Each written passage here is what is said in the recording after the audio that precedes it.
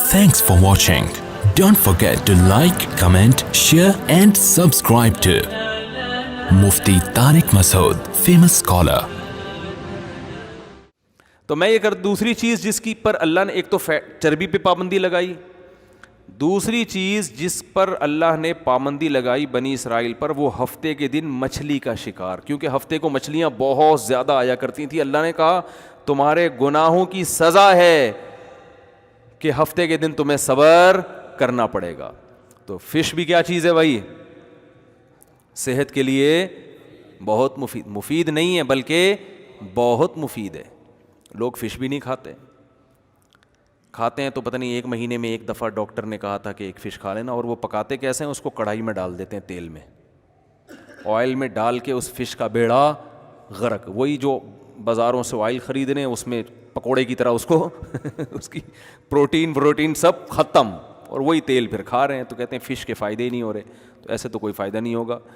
Fish آپ کھائیں یا تو اسٹیم کر کے کھائیں یا بہت ہلکے آئل پہ، ہلکی آنچ پہ اس کو، کیونکہ مچھلی میں پروٹین تیز آنچ پہ وہ ختم ہو جاتے ہیں نا اس کے، یا اس کو آپ گرل کر کے کھا لیں اور پھر خوب کھایا کریں۔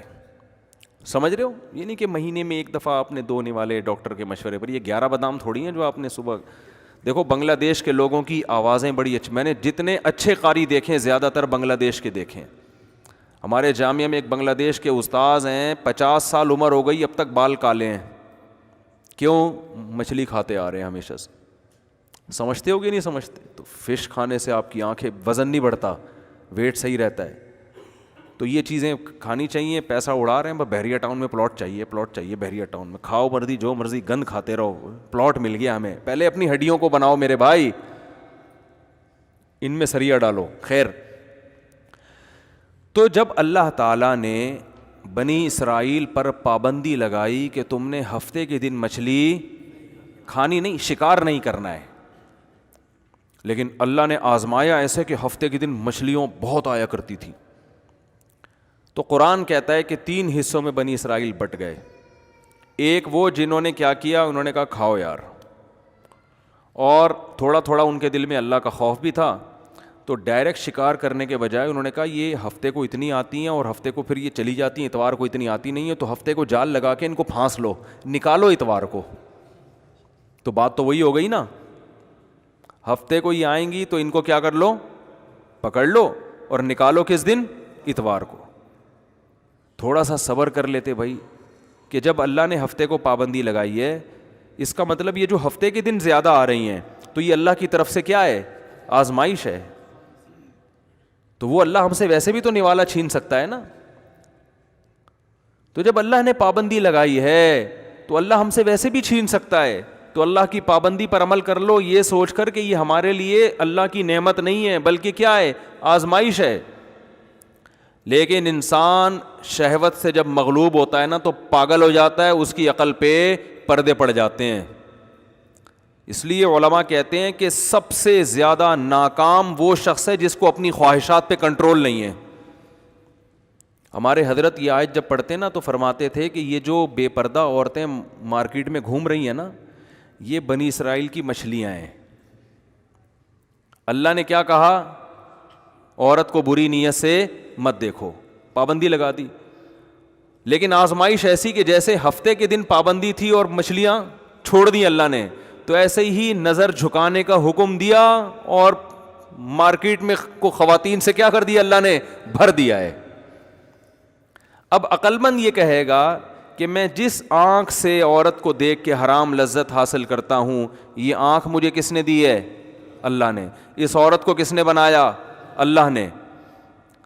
قل ارأيتم ان اخذ الله سمعكم وابصاركم وختم على قلوبكم من الہ غیر اللہ یاتیکم بی۔ اے نبی آپ ان سے پوچھئے کہ اگر اللہ تم سے دیکھنے کی طاقت کو سلب کر لے، سننے کی طاقت چھین لے، تو کوئی خدا ہے کہ اللہ کے ان نعمتوں کے چھیننے کے بعد وہ تمہیں یہ نعمتیں واپس لوٹا دے؟ کتنے لوگ ہیں بینائی چلی گئی، ڈاکٹر نے جواب دے دیا یہ بینائی واپس نہیں آ سکتی۔ یہاں ایک نوجوان ملنے کے لیے آیا، اس کی عمر 18 سال، کہہ رہے بیٹھے بیٹھے میری بینائی غائب ہو گئی، دنیا اندھیری ہو گئی۔ اور ڈاکٹروں نے بتایا کہ ایسی بیماری ہے اس کا کوئی علاج نہیں, یہ نہیں آ سکتی واپس, ساری زندگی کے لیے نابینا ہو گیا. کس قدر خوف کی بات ہے بھائی کہ جو حرام لذت حاصل کر رہے ہیں وہ یہ بھی تو سوچیں کہ جس خدا نے دیکھنے پر پابندی لگائی ہے اس کو ابھی بھی پورا کنٹرول ہے, وہ دیکھ کے غافل نہیں ہوا ہے. وہ چاہے یہ بینائی ہم سے چھین سکتا ہے, نہیں چھین رہا تو اس کا یہ مطلب نہیں ہے کہ وہ ہم پہ مہربان ہے, اس کا مطلب اس سے بڑی سزا دینے کے لیے تیاری کر رہا ہے وہ. تو حضرت فرمایا کرتے تھے جب بھی عورتوں پہ نظر پڑے نا جو بازاروں میں گھوم رہی ہیں, کیونکہ بد نظری بہت آسان ہو گئی ہے, پہلے بڑی مشکل تھی, پہلے خواتین پرانے زمانے میں برقعے میں ہوا کرتی تھیں, افسوس غم بھی ہوتا تھا کوئی دیکھتے ہوئے پکڑے نہ جائیں پٹیں گے, چھپ چھپا کے دیکھ رہے ہیں, کہیں کھڑکی سے جھانک رہا ہے کوئی دیوار پھلانگتے ہوئے پکڑا گیا, صحیح ہے نا. اور اب تو کچھ بھی نہیں ہے, اب تو فخر سے بتا رہے ہوتے ہیں لوگ جا کے, ایک دوست ایک دوسرے کو بتا رہے ہوتے ہیں. تو یہ جو گناہ آسان ہو گیا نا, تو گناہ کا آسان ہونا اس کی علامت نہیں ہے کہ اللہ ہم پہ مہربان ہو گیا ہے, اللہ نے ہمارے لیے نعمتوں کے دروازے کھول دیے ہیں. گناہ کا آسان ہونا اس کی علامت ہے کہ اللہ کی طرف سے آزمائش بڑھ گئی ہے, بڑھ گئی ہے آزمائش. تو بنی اسرائیل کو ہفتے کو دن پابندی لگائی, اور مچھلیاں ہول سیل کے حساب سے کس دن آ رہی ہیں, ہفتے کو. اب ان کو کامن سینس استعمال کرنی چاہیے تھی کہ یار مچھلی کو ہفتہ اتوار کا کیا پتہ, یہ جو ہفتے ہی کو لازمی آ رہی ہے یہ ہمارا امتحان ہے. لیکن کیا کیا ایک فریق نے, کیا کیا, جال لگا دیا, اور شکار کرنا, جال لگا لیتے تھے ہفتے کو اور اتوار کو نکال لیا کرتے تھے کہ دل کے خوش کرنے کو غالب خیال اچھا ہے نا, کہ لوگ کہیں گے یار یہ تو منع کیا ہے پیغمبر نے, تو کہیں کوئی بات نہیں, ہم کوئی ہفتے کو تھوڑی, ہم تو اتوار کو نکال رہے ہیں شکار. تو یہ وہ ہیلا ہے جو حرام ہے. ہیلوں کی بھی دو قسمیں ہیں. ٹیلی ویژن پہ ایک مشہور اسکالر ہیں, میں نام نہیں لوں گا, اکثر آتے رہتے ہیں, تو کسی نے بتایا کہ ایک مفتی نے یہ ہیلا بتایا ہے, اگر اس ہیلے پر عمل کر لیں تو یہ چیز جائز ہو جائے گی. تو آج کل قرآن و حدیث کے نام پہ نا جو بھی بیٹھ جائے بس وہ حدیثوں کے ریفرنس پیش کر دے, لوگ متاثر ہوتے ہیں. تو انہوں نے فوراً کہا یہ ہیلے ویلے حنفی فقہا نے لکھے ہیں, حنفیوں کو لتاڑنا شروع کر دیا بیٹھ, یہ حنفی مولویوں کا کام ہے ہیلے بتانا, یہ سود سے بچنے کا ہیلا, یہ فلانے کام کا ہیلا. ہیلے اسلام میں کیا ہیں, حرام ہیں. اور پھر یہی بنی اسرائیل نے ہیلے کیے اور اللہ نے ان کو کیا دے دیا, عذاب دے دیا. تو میں تو تھا نہیں, میں نے کہا میں ان کے پاس بیٹھا ہوتا تو میں ان سے عرض کرتا ہوں, لوگ تو خوش ہوتے ہیں ماشاءاللہ کیسی زبردست بات کی, اور حنفی سارے علماء جتنے بھی تھے ان کو کیا قرار دے دیا, گمراہ. اس لیے کہتے ہیں پراپر طریقے سے جب تک علم حاصل نہ ہونا انسان گمراہی پھیلاتا ہے. نیم ڈاکٹر خطرہ جان ہوتا ہے کہ نہیں ہوتا, نیم حکیم نیم ڈاکٹر, تو ایسے ہی نیم علم بھی کیا ہے, خطرہ ایمان ہے. قرآن سے ہی پتہ چلتا ہے کہ جائز ہیلے بھی ہوتے ہیں اور ناجائز ہیلے بھی ہوتے ہیں. بنی اسرائیل کا جو ہیلا تھا وہ بھی ہیلا تھا مگر حرام تھا. ایک ہیلا خود اللہ نے بتایا ہے. حضرت ایوب علیہ الصلاۃ والسلام جب بیمار تھے نا تو آپ کی زوجہ نے آپ کی بہت خدمت کی, بہت زیادہ خدمت کی. لیکن جب انسان بیمار ہوتا ہے تو طبیعت میں ذرا چڑچڑاپن پیدا ہو جاتا ہے, ایسا ہی ہے نا. تو کسی موقع پر خدمت میں ذرا کوتاہی ہو گئی تو حضرت ایوب علیہ السلام نے قسم اٹھائی کہ میں صحیح ہو گیا تو اللہ کی قسم تجھے 100 کوڑے ماروں گا میں. غصے میں نا حضرت ایوب علیہ السلام نے یہ قسم اٹھا لوں گا. اب جب غصہ ختم ہوا تو احساس ہوا کہ اتنی وفادار بیوی جو بیچاری اتنی خدمت کر رہی ہے, تھوڑی سی کوتاہی ہو گئی, اس کو کوڑے مارنا تو کسی بھی طرح بولو نا بنتا ہی نہیں ہے. لیکن پیغمبر قسم اٹھا کے پوری نہ کریں تو پیغمبر کو اس پہ بھی ضمیر مطمئن نہیں ہے. بھائی اللہ کے نام کی قسم اٹھائیے, کہ قسم اٹھا کے پورا نہ کرنا یہ تو اللہ کے نام کی ایک قسم کی, یعنی آپ نے اللہ کو وہ عظمت نہیں دی جو اس کا حق بنتا ہے. تو قرآن کہتا ہے ہم نے ایوب علیہ السلام کو کہا جب وہ ٹھیک ہو گئے, ہم نے کہا خذ بیدک غیثاً, ایک جھاڑو لیں جس میں 100 تنکے ہوں اور ایک ہی دفعہ لگا دیں, ٹھیک ہے نا. ولا تحنس, اور آپ قسم میں حانس نہ ہو, قسم نہ توڑیں, قسم بھی پوری ہو جائے گی. اور بیوی کو بھی پتہ ہے کہ یہ ذلت کے لیے نہیں لگایا جا رہا بلکہ یہ اپنا ایک فارمیلٹی پوری کی جا رہی ہے. تو یہ بھی ایک ہیلا ہے یا نہیں ہے؟ بولتے کیوں نہیں بھائی, یہ بھی ایک ہیلا ہے, تدبیر ہے. تو حنفی علماء جن ہیلوں کو جائز قرار دیتے ہیں وہ اس قسم کے ہیلے ہیں, وہ برائی سے بچنے کے لیے ہیں. اور بنی اسرائیل جو ہیلا کر رہے تھے برائی سے بچنے کے لیے نہیں بلکہ برائی کو حلال کرنے کے لیے, برائی سے جو مقصد تھا اس مقصد کو ختم کرنے کے لیے. مقصد یعنی مقصد وہی حاصل ہو رہا ہے. ایک ہیلا وہ ہوتا ہے جو حرام کو حلال کر دے, اور ایک ہیلا وہ ہوتا ہے جو حرام سے بچنے کے لیے ہوتا ہے. تو بچنے کے لیے جو ہیلا ہوگا وہ نہ صرف جائز ہوگا بلکہ پسندیدہ ہوگا, کیونکہ اس سے شریعت کے مقاصد حاصل ہو رہے ہیں. اور یہ ہیلے حدیث سے بھی ثابت ہے. کہ وقت موضوع چینج ہو جائے گا, ورنہ میں حدیث کے بھی حوالے دیتا کہ سود سے بچنے کا نبی نے ہیلا بتایا صحابی کو, رزلٹ وہی ہو رہا ہے, لیکن آپ نے حکم دیا کہ اس طرح سے کر لو گے تو یہ کاروبار جائز ہو جائے گا, اس طرح سے کرو گے تو یہ سود بن جائے گا. نتیجہ دونوں میں ایک ہی نکل رہا ہے. تو اس لیے علم ہمیشہ اہل علم سے سیکھا جائے گا. کوئی بھی اٹھ کے حدیثوں کے ریفرنس دینا شروع کر دے یہ معتبر نہیں ہے.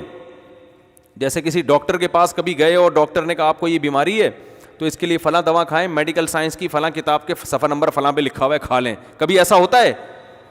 آپ بولو گے جی میں نے کتاب کے حوالے دیکھنے ہوتا تو آپ کے پاس کیوں آتا, میں حوالے ہی میں میڈیکل سائنس کی کتاب نہ پڑھ لیتا. ڈاکٹر بتائے گا کہ بھائی یہ جو حوالہ ہے یہ کس کے لیے ہے اور کس کے لیے نہیں ہے, یہ ہر ایک کے لیے نہیں ہے. ہر چیز کتاب میں پوری ڈیٹیل سے تھوڑی ہوتی ہے. ڈاکٹر بتائے گا کہ بھائی یہ جو حوالہ لکھا ہوا ہے یا آپ نے اس بیماری میں یہ دوا کھانی ہے, میں دوسری کتاب کا بھی حوالہ دیتا ہوں کہ اس میں لکھا ہوا ہے کہ یہ ان لوگوں کے لیے جن کی عمر 60 سال سے زائد ہو یا جن کو یہ بیماری نہ ہو. یہ 10 چیزیں ہوتی ہیں. اسی وجہ سے کبھی بھی میڈیکل سائنس میں حوالے نہیں لیے جاتے بلکہ ڈاکٹروں سے رابطہ کیا جاتا ہے. آپ کہہ سکتے ہیں ڈاکٹر فراڈی بھی ہوتے ہیں, تو بھائی 1 نمبر بھی تو ہوتے ہیں. تو یہ تحقیق کی جاتی ہے ان میں کون 1 نمبر ہے اور کون 2 نمبر ہے. تو اسی طرح مسائل کے معاملے میں عوام پر لازم ہے کہ وہ تحقیق کرے کون 1 نمبر مفتی ہے کون 2 نمبر ہیں. تو جو قابل اعتماد ہے ان کی رائے کو فالو کرے. پھر وہ یہ فروعی مسائل میں, عقیدے میں نہیں. عقائد میں تو ڈائریکٹ قرآن و سنت ہی کو فالو کیا جائے گا.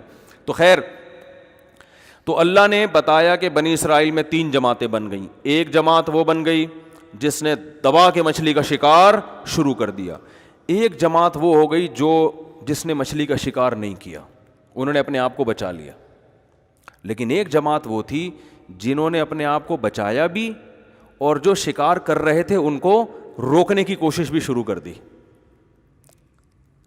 تو یہ ہوتے ہیں نمبر 1. یہ کون ہوتے ہیں کہ بھائی خود بھی ٹھیک بننا ہے اور معاشرے کی اصلاح کی بھی کوشش کرنی ہے. اور ایسے ترغیب دی ان کو کہ وہ نہیں مان رہے تھے, وہ حیل و حجت شروع کر دی انہوں نے کہ ہم اتوار کو شکار کر رہے ہیں, ہفتے کو تھوڑی کر رہے ہیں. تو اللہ فرماتے ہیں جو درمیانی طبقہ تھا نا, جو خود تو شکار نہیں کر رہا تھا لیکن تبلیغ بھی نہیں کر رہا تھا, انہوں نے تبلیغ کرنے والوں کو کہا لما تعظون قوما اللہ مہلکہم او معذبہم عذابا شدیدا, کہ تم ایسی قوم کو کیوں نصیحت کر رہے ہو جن کی ہلاکت کا اللہ نے ارادہ کر لیا ہے. کیونکہ یہ تو ماننے والے نہیں ہیں, تو ان کو تبلیغ کا کیا فائدہ, چھوڑ دو ان کو اپنے حال پہ. یعنی انہوں نے جو دعوت دینے والے تھے ان کو بھی سمجھانا شروع کیا کہ انہوں نے تو مرنا ہی مرنا ہے. تو وہ جواب میں کیا کہتے ہیں, مَعْذِرَةً إِلَىٰ رَبِّكُمْ وَلَعَلَّهُمْ يَتَّقُونَ, شاید بچ جائیں. بھائی کتنی فکر تھی دیکھو ان میں, ان کو پتا تھا کہ یہ ماننے والے نہیں ہیں, لیکن کہا کہ یہ تو ہمارا خیال ہے نا کہ نہیں مانیں گے. 0.001% چانس تو ہے نا کہ شاید مان جائیں, شاید مان جائیں. 0.001% چانس ہے کہ شاید مان جائیں. اور اگر نہیں بھی مانے, مَعْذِرَةً إِلَىٰ رَبِّكُمْ, کل قیامت میں ہم اپنے رب کو کہہ سکیں گے کہ اللہ ہم نے روکنے کی کوشش کی تھی, تو ثواب تو مل جائے گا نا ہمیں. تو یہ کون لوگ ہوتے ہیں, خاندانی. کیا کہلاتے ہیں ایسے لوگ معاشرے میں, خاندانی, جو کہتے ہیں یار اپنا کام کیے جاؤ. تو یہ جو دعوت دینے والے لوگ ہوتے ہیں, اچھا اللہ نے پھر ہلاک کر دیا ان کو, بندر اور خنزیر بنا دیا. اللہ تعالی ہم سب کو بچائے. اللہ تعالیٰ فرماتے ہیں فَجَعَلَ مِنْهُمُ الْقِرَدَةَ وَالْخَنَازِيرَ. اللہ جب وہ رات کو سوئے ہیں نا, جنہوں نے مچھلی کا شکار کر رہے تھے, رات کو سوئے ہیں تو صبح اٹھے تو کوئی بندر بن چکا تھا, کوئی خنزیر سور کی شکل بن چکی تھی کسی کی. پھر حدیث میں آتا ہے 3 دن کے بعد اللہ نے ان سب کو ختم کر دیا. یہ جو نسلیں بندروں کی اور سور کی چل رہی ہیں, ان کا ان بنی اسرائیل سے کوئی تعلق نہیں ہے. لوگ ان کو پکڑ کے کوٹنا شروع کر دیتے ہیں بعض دفعہ کہ یار یہ وہی ہیں, انہوں نے نافرمانی کی تھی. تو اللہ نے ان کو ہلاک کر دیا, پھر ختم کر دیا اس نسل کو.